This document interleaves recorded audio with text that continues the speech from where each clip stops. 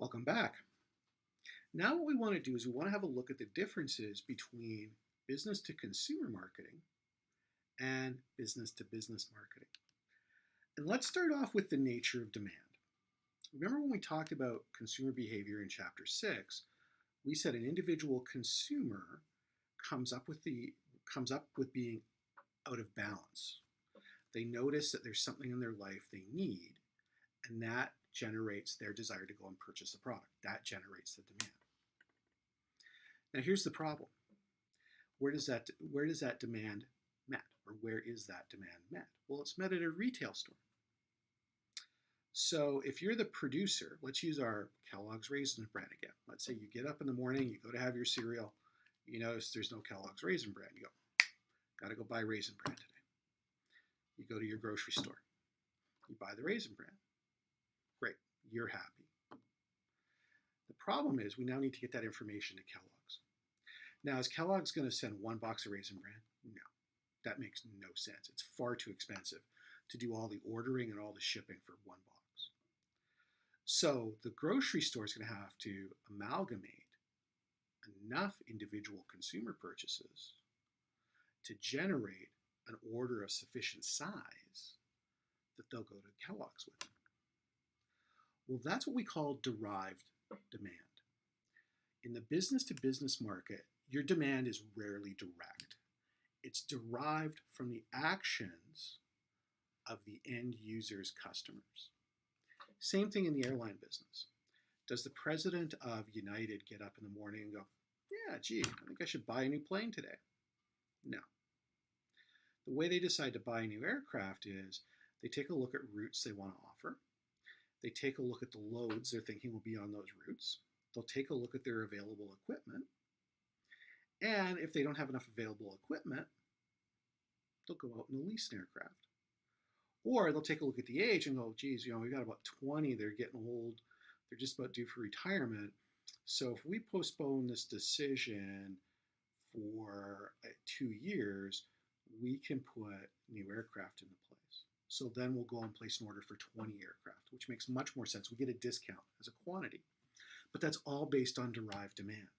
It's the end users, consumers, driving how many units they require. And they, in turn, as the end user, go back and purchase it. Now, in the case of a retailer, the reseller goes back and purchases it. So that's the first thing, derived demand.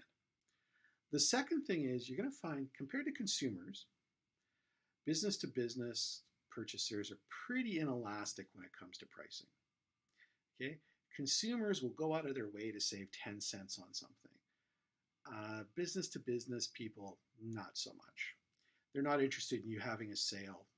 If Boeing contacted them and said, hey, we're having a sale this week, Dreamliner's on for 40% off list. They're not going to derive a lot of sales from that, because the planning process and everything that goes along with it takes so much longer in the B2B side. So what you've got is a very inelastic pricing system.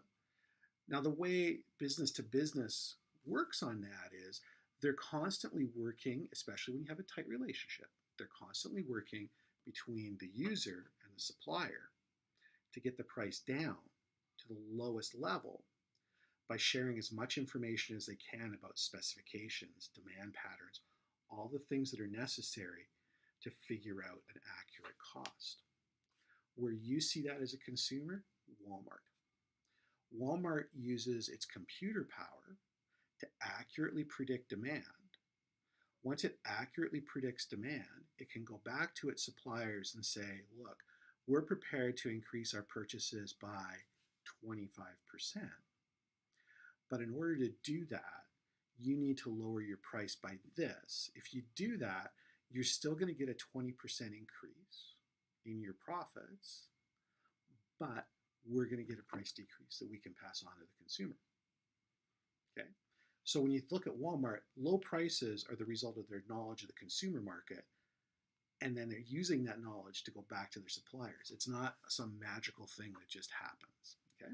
So they're inelastic with regards to price, in addition to having derived demand. The next thing is business-to-business products also have what we call joint demand.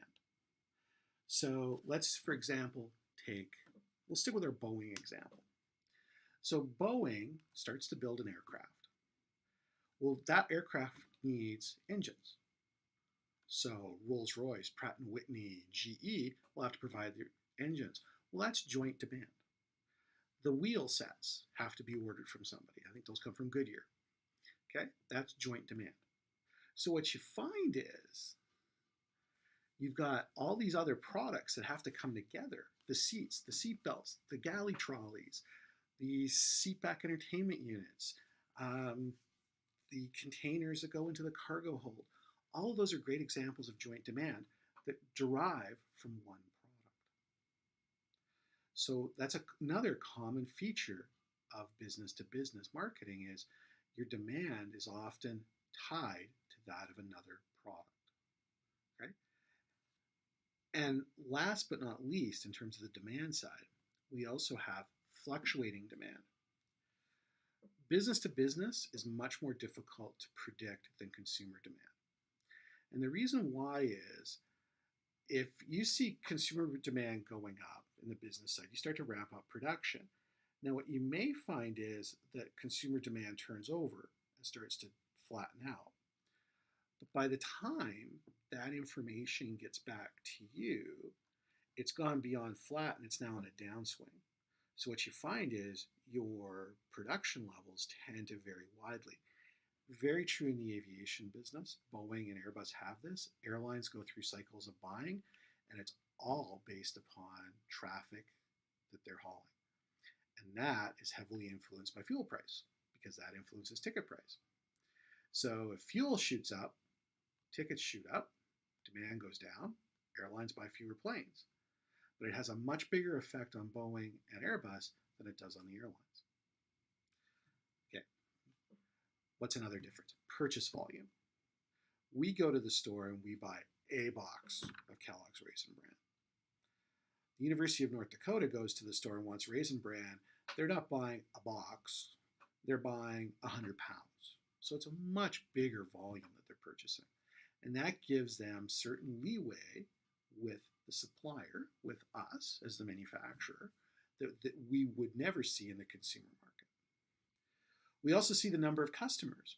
Well, if a target market has 1 million customers in it in the consumer side, that's an okay market.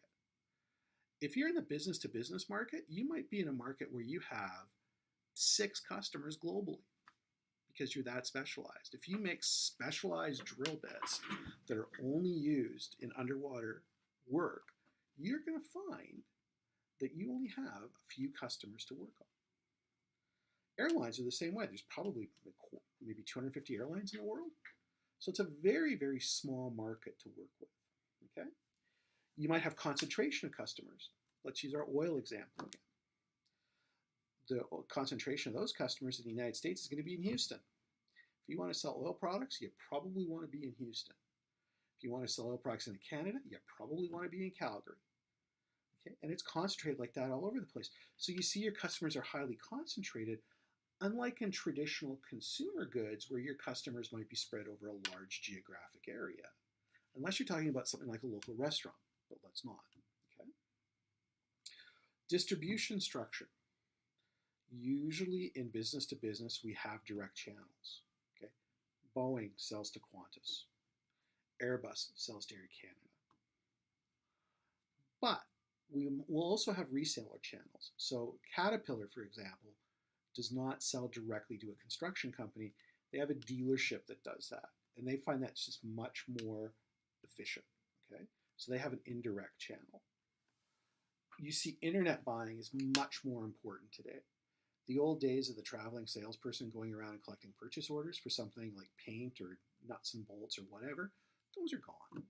Today, most of that is done by phone call and via internet. So it takes advantage of things like a sensor noticing that a bin is almost empty or something else to do with the Internet of Things. It's all triggered electronically, and that allows firms to run those really tight Kanban kind of inventory systems so that they can have minimal inventory, just-in-time inventory, That doesn't work if you have humans involved. You need electronic. Okay? What's another one? Well, the nature of the buying is different. Okay?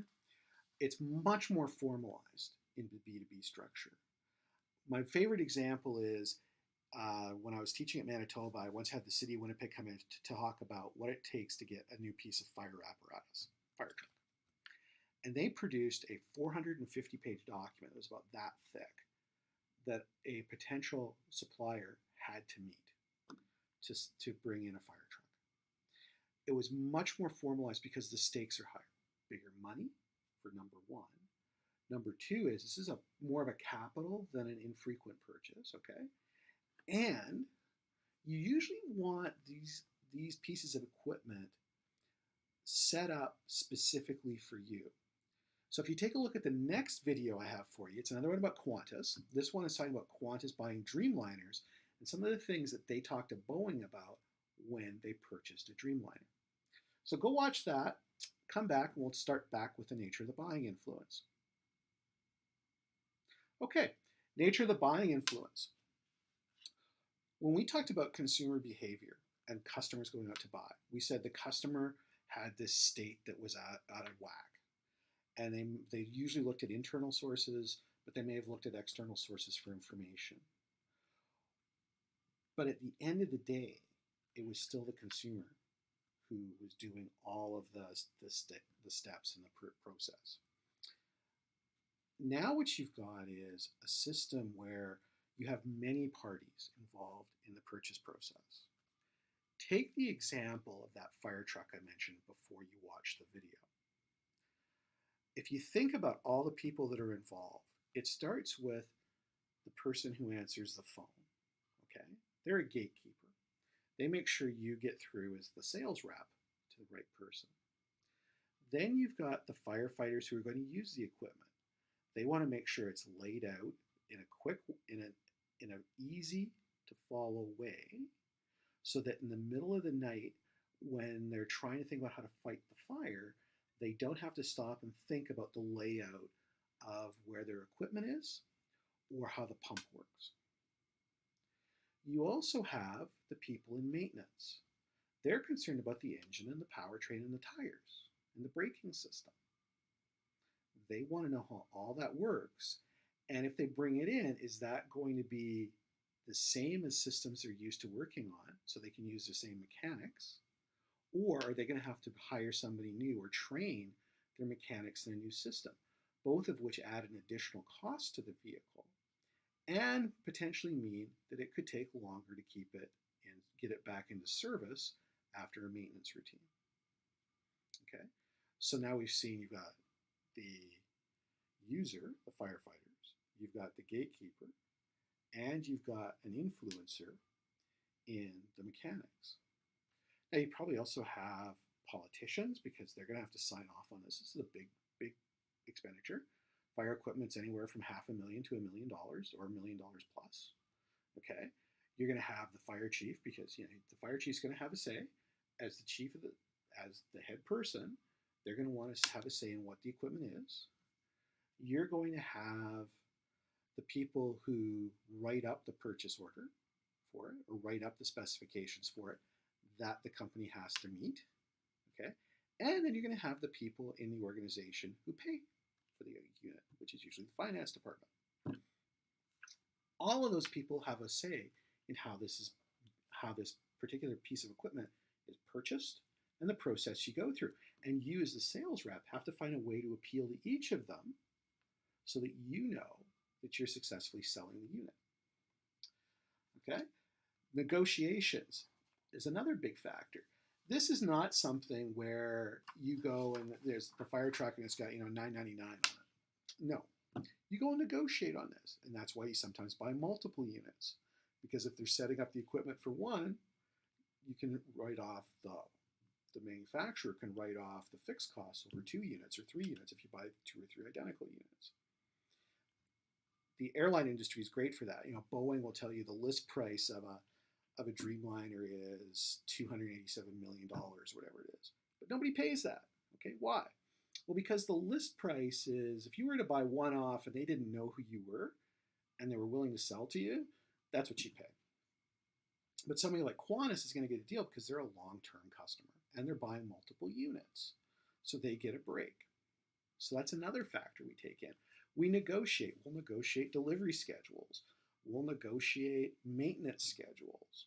We'll negotiate all sorts of things to make sure that the total cost of ownership, because that's much more important in B2B, the total cost of ownership, or TCO, is kept down to a low level. The third thing is we have in business to business reciprocity. If you go to a retailer and buy a product, what could you do? What could they do reciprocally for you? Well, they may be able to sponsor your local sports team. Okay, that's good, but not common. In business to business, there's often reciprocal purchases. So what you find is that a company like Boeing will turn around and buy something from a customer of theirs. They might buy an airline ticket on Qantas. They might buy expertise from Qantas's technical group. But somewhere along the way, they're buying something back from them. That's very different than the way the retail operation works or the consumer side. We see more leasing. It reduces your capital costs, which if you're an accountant, you know is important. It allows you to acquire the latest products. So it's really good if you're heavy into the computer side or you want to make sure you're always up to date with your communications.